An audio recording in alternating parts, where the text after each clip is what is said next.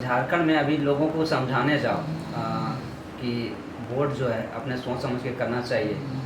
और अभी अचानक से जो मोदी भक्त हैं, हम नहीं चाहते मोदी के बारे बुराई नहीं कर रहे हैं उसकी, मोदी भक्त जो हैं वो कुछ सुनना ही नहीं चाहते। और हमारा झारखंड का विषय यह है कि हमारा झारखंड की स्थिति खराब है, तो हम मोदी को चुनें या फिर अपना सही लीडर को चुनें। पहली बात जानिए कि मोदी की खासियत ये है, मोदी जी की, कि वो अपने कोर इश्यू को डिलीवर कर रहे हैं।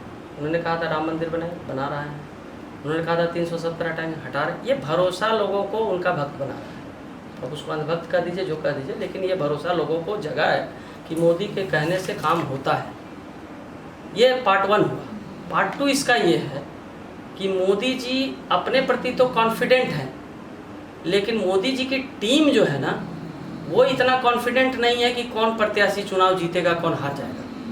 तो वो तिकड़म भिड़ाती है। मोदी के नीचे वाली जो टीम है ना, उसको हमेशा डर बना रहता है कि पता नहीं चुनाव जीतेंगे कि नहीं जीतेंगे मोदी जी के नाम पर। तो वो एक अलग इशू चलाने लगता है। वो क्या करता है, किसी दल के कद्दावर नेता को तोड़ कर लाता है, अरे यार कहीं मेरा कैंडिडेट कमज़ोर ना पड़ जाए। तो किसी पैसे वाले को उठा कर ले आता है, माफिया को, कि अरे यार किसके पास है, कम से कम पैसे से भी चुनाव जीत जाएगा। कोई दबंग को उठा ले आते हैं कि नहीं ये थोड़ा कद्दावर आदमी है, इसको लोग विरोध कम करेंगे, ये चुनाव जीत के आ जाएगा, मोदी जी की संख्या पहुंच जाएगी। मतलब मोदी जी को अपने पर भरोसा है, लेकिन मोदी जी के जो सिपा सलार है ना, उनको ही ये भरोसा नहीं रहता है कि मोदी जी के नाम पर हमारा प्रत्याशी चुनाव जीत जाएगा, इसलिए प्रत्याशी भी बोरो करते हैं लाचारी। तो प्रॉब्लम ये है ना भाई साहब, कि मोदी जी को ये देखना होगा कि मोदी जी को खुद पे जितना भरोसा है, उनकी टीम को उन पर क्यों नहीं भरोसा हो रहा है। मैं बता रहा हूँ कि 400 पार का नारा आज लगा रहे हैं। इसके पहले आप 200 पार का नारा बंगाल में लगाए, 73 आया। इसके पहले झारखंड में 65 पार का नारा लगाए, 25 आया। ये ऐसा क्यों कंट्रास्ट आता है? इसलिए आता है कि नेतृत्व तो जरूर अच्छा है, लेकिन नेतृत्व के नीचे जो मैनेजमेंट है उसको ही अपने नेतृत्व पर भरोसा नहीं है, इसलिए उलझुल काम हो जाता है। गलत प्रत्याशी भाजपा के थ्रू भी आ जाते हैं। तो मोदी जी को एक चीज़ सोचना होगा, माइनॉरिटीली सोचना होगा। अब तो चूंकि प्रत्याशी लगभग घोषित हो चुके हैं, वो बेचारे सुधार भी नहीं सकते हैं। उनको ये सोचना होगा कि दुमका में सुनील सोरेन में क्या कमी थी कि आप सीता सोरेन को उठा लाए। कहीं ना कहीं उनको डर था कि सुनील सोरेन हार सकता है। तो क्यों हार सकता है भाई, जब राम मंदिर बन ही रहा है, सारा कोई इशू डिलीवर हो रहा है, 370 भी हट गया, ट्रांसपोर्टिंग व्यवस्था ठीक हो रही है, इंफ्रास्ट्रक्चर भी बन रहा है, फिर सुनील सोरेन क्यों हारने की स्थिति में? मतलब ये है भाई साहब, मैं बार बार कह रहा हूँ कि प्रत्याशी भी देखो। मोदी जी को मैं एक ही बात कह सकता हूँ, मैं बहुत छोटा चीज़ हूँ, उनको संदेश नहीं दे सकता इतना बड़ा।